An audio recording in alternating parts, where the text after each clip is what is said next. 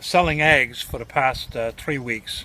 So we open up pretty much about end of February, and so we're on the third or fourth week now selling eggs, and it's doing very well.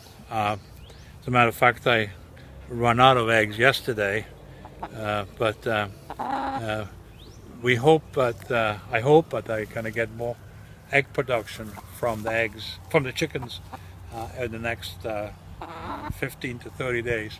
Right now I get about 150 eggs a day. I should be up to 200 and 250.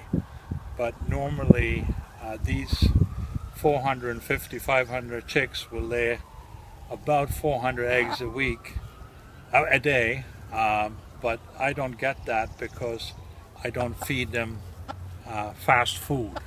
They are strictly on what they find around here, as well as some fruit and vegetable.